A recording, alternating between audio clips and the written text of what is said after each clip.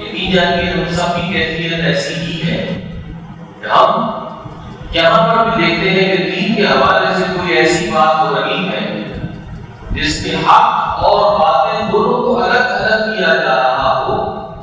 ہمارے اندر سے آواز آتی ہے کہ یہاں کوئی فساد اور پڑا ہو جائے، مجھے یہاں سے نکل جانا چاہیے۔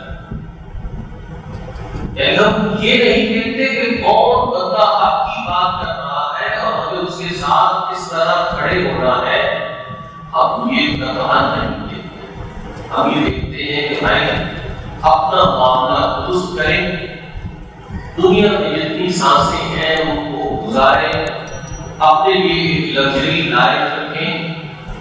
کوئی ضرورت نہیں ہے کسی بھی معاملے میں پڑھ کے اپنی زندگی کی آسائشوں کو قربان کریں۔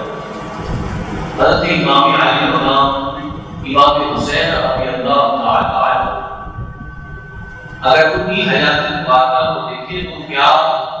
انہیں مدینہ المنورہ میں آسائش کی زندگی میسر نہیں تھی؟ انہیں آسائشوں بھری زندگی مدینہ المنورہ میں میسر نہیں تھی؟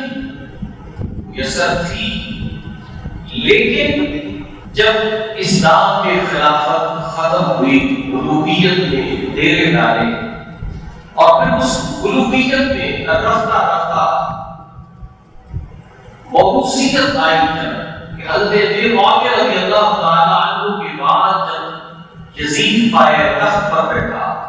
اور اس نے احکام الہیہ کے ساتھ چھیڑ چھاڑ شروع کی اور وہ امور کے جن کو اللہ کے رسول نے حرام کر دیا،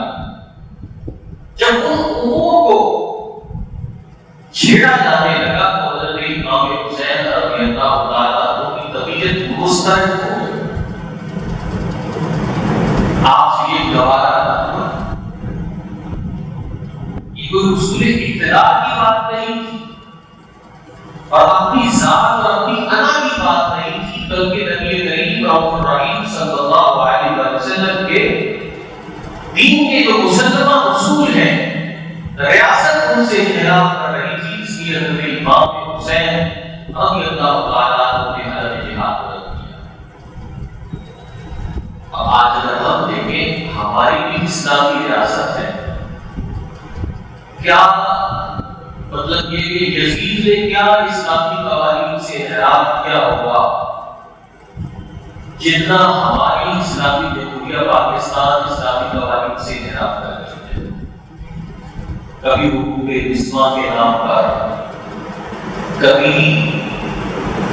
جو ہے وہ ٹرانسجنڈر کے حقوق کے نام پر، کبھی معیشت کے استحکام پر۔ کیوں؟ معیشت کو سلامت رکھنے کے لیے ہم سود کی سلامتی چاہتے ہیں۔ عشروں کئی جو ہے وہ سالوں کی محنت کے بعد اگر کورٹ فیصلہ دے دیتی ہے کہ سود حرام ہے، جبکہ سود کی حرمت کے لیے بتائیے کوئی وفاقی شرعی عدالت کے فیصلے کی ضرورت ہے؟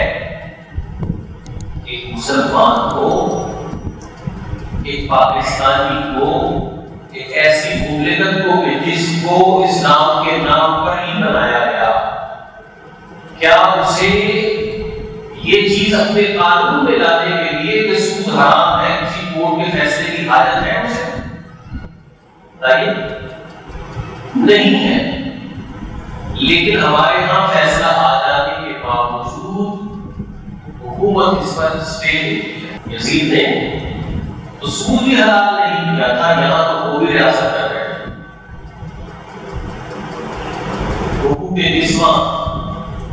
پھر خاندانی حقوق، آپ دیکھیے پاکستان کا آئینی قانون، اس میں کئی شکیں اسلام کے خلاف ہے لیکن کوئی بولنے کو تیار نہیں۔ ابھی جو پچھلی گورنمنٹ میں جنسی معاملات پر، تبدیلی جنس کے معاملات ہیں، اس پر قانون سازی کر کے اس معاشرے کے اندر عورت کی عورت سے اور مرد سے مرد کی شادی کو قانونی جواز فراہم کر دیا گیا ہے، اور سینکڑوں شادیاں ایسی رجسٹر ہو چکی ہیں مرد کی مرد کے ساتھ، عورت کی عورت کے ساتھ ہمیں کوئی خبر نہیں، کیونکہ قربانی ہم کیوں دیں، آواز ہم کیوں بلند کریں، ہمیں کیا کریں؟ ہمارا معاش، ہماری دکان، ہمارے بچے، ہمارے بچوں کا اسکول، ہمارے بچوں کی فیسز، ہمارے بچوں کا سنہری مستقبل، اس سنہری مستقبل کے لیے ہم لگے ہوئے ہیں جب ریاست کے قوانین کی اس طرح اسلام سے قابلانہ بنائیں گے۔ آپ اپنے بچے کو ہاتھ نہیں لگا سکیں گے، ایک تھپڑ نہیں لگا سکیں گے، ایسے شادی ہو گئی۔ تو یہ وہ ریاست کا انحراف ہے جو یزید کے دور میں ہوا تھا، اور امام حسین نے اس کے خلاف آواز بلند کی تھی کہ جب ریاست اسلام سے منحرف ہو تو آواز بلند کرنا حسینیت ہے۔ محفل کر کے لنگر کھا لینا، سبھی کا شربت پی لینا، یہی حسینیت نہیں ہے۔ جو حق بات ہے اس کو اپنے پلیٹ فارم سے لوگوں تک منتقل کرنا، لوگوں کو شعور دینا، باوجود اس کے بعد کہ آپ کو بہت سے لوگ پوچھ رہے ہیں کہ یہ کیا بات ہے، یہ کیا بات ہے، لیکن جو حق بات ہے یہ فرض ہے اس شخص پہ جسے لوگ سنتے ہیں کہ وہ حق بات کرے۔ نبی مکرم شفیع العالم صلی اللہ علیہ وسلم نے فرمایا من سکت عن الحق فهو شیطان اخرس، جو حق بات کہنے سے خاموش رہا وہ گونگا شیطان۔ تو ہم ریاست کی یہ انحراف دیکھتے ہیں، لیکن ہم انہی پارٹیوں کو ووٹ دیتے ہیں جو اس انحراف کی ذمہ دار ہے۔ ہم اس کسی شخص کو ووٹ دینے کے روادار نہیں ہیں جو ان یزیدیت کی پالیسیوں کو پاش کرنے کا عزم کرے، ہم اس کے دست و بازو بننے کو تیار